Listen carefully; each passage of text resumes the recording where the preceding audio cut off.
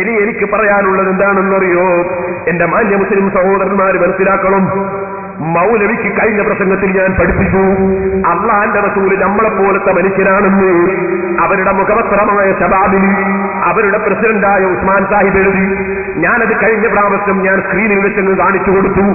അതിന്റെ പുറമേ ഈ മൗലവി തന്നെ അള്ളാഹുവിന്റെ റസൂലിനെ തരണ്ടാക്കിയിട്ട് ദുബായിൽ വെച്ച് പ്രസംഗിച്ചപ്പോ മുഹമ്മദ് നബിയുടെ ജാറത്തിൽ അതാ കൊണ്ടുപോയി പട്ട് ഇടുന്നതാണ് ഡെൻമാർക്കിൽ വെച്ച് കാർട്ടൂൺ വരച്ചതിനേക്കാൾ ഗൗരവമുള്ള തെറ്റ് അവിടുത്തെ ജാറത്തിന്റെ മേലെ പട്ടിടുന്നതാണെന്ന് നിങ്ങൾ പ്രസംഗിച്ചു മൗലവി. അത് ഞാൻ കഴിഞ്ഞ പ്രസംഗത്തിൽ എടുത്ത് ചൂണ്ടിക്കാണിച്ചു. റസൂലുള്ളാഹിനോട് നിങ്ങൾക്കുള്ള അനാദരവ് ആ കാർട്ടൂൺ വരച്ച ധിക്കാരികളെക്കാൾ വളരെ മോശക്കാരും അവിടുത്തെ ജാറത്തിന്റെ മേലെ പട്ടിടുന്ന സൗദി ഗവൺമെന്റാണെന്നല്ലേ നിങ്ങൾ പറഞ്ഞതിന്റെ അർത്ഥം? എന്നാൽ ആ പറഞ്ഞ നിങ്ങള് ശരിക്കും മനസ്സിലാക്കി വെക്കണം. നിങ്ങളെ ശബാബ് എടുത്തിട്ട് മുഹമ്മദ് നബി മറ്റു മനുഷ്യരെ പോലുള്ള മനുഷ്യനാണെന്നും മുഹമ്മദ് നബി സാധാരണ പ്രകൃതിയുള്ള മനുഷ്യനാണെന്ന് വിശ്വസിച്ചില്ലെങ്കിൽ ഇസ്ലാമെന്ന് പുറത്താണെന്നും ഇന്നീ ലക്ഷ്യമിതിരക്കോ ഞാൻ നിങ്ങൾ നിശ്ചയം നിങ്ങളെപ്പോലെ അല്ല എന്ന് റസൂലുള്ള പറഞ്ഞ ഹദീസ് സഹീഹുൽ ബുഖാരിയിലുണ്ട്.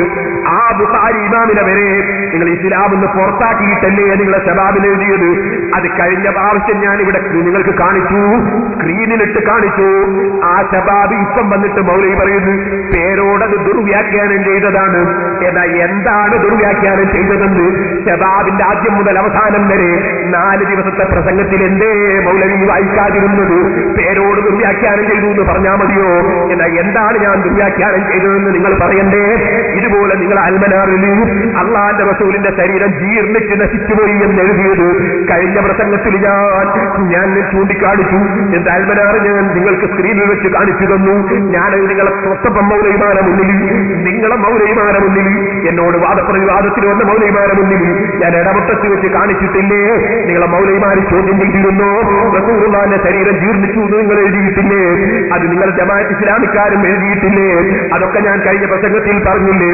ഇപ്പോൾ മൗലവി വന്നിട്ട് എന്റെ മാന്യ മുസ്ലിം സഹോദരന്മാര് മനസ്സിലാക്കണം. മൗലവി പറയുന്നത് മുഹമ്മദ് നബി എന്നെ പോലെയുമല്ല നിങ്ങളെ പോലെയുമല്ല എന്നിവിടെ വെച്ചിട്ട് ഏത്തേടാണ്, സമ്മതിക്കാണ്. അതാണ് ഇനി നിങ്ങൾക്ക് 2 കാര്യമാണ് കൽപ്പിക്കാൻ പോകുന്നത്. അതേ ശബാബിലുള്ള നമ്മളെ പോലെയാണെന്ന് പറഞ്ഞത് ആദ്യം കൽപ്പിക്കുന്നു, പിന്നെ മൗലവി നമ്മളെ പോലെ അല്ല എന്ന് എന്റെ പ്രസംഗം കഴിഞ്ഞപ്പോൾ എന്റെ മുമ്പിൽ സമ്മതിക്കുന്നത് രണ്ടാമത് കൽപ്പിക്കുന്നു. എന്റെ മാന്യ മുസ്ലിം സഹോദരന്മാരൊന്ന് ശ്രദ്ധിക്കൂ.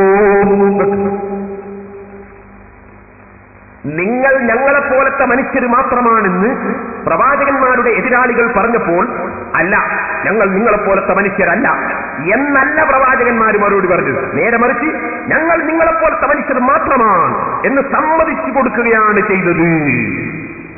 ഇതാണ് ശബാബിലുള്ളത്.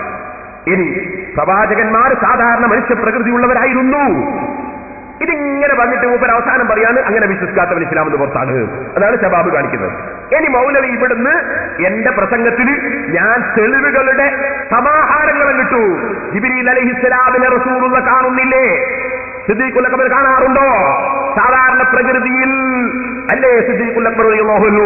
അപ്പൊ റസൂലുള്ളാഹിന്റെ കാഴ്ച അസാധാരണയല്ലേ? അസാധാരണ കാഴ്ചയല്ലേ?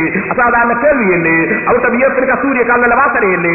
ഉമിനീരിന്റെ കസ്തൂരിയേക്കാൾ വാസനയല്ലേ? എന്നിങ്ങനെ വെച്ച തെളിവിന്റെ കൊട്ട കൊണ്ടുകൊണ്ട് അങ്ങോട്ട് മുട്ടി.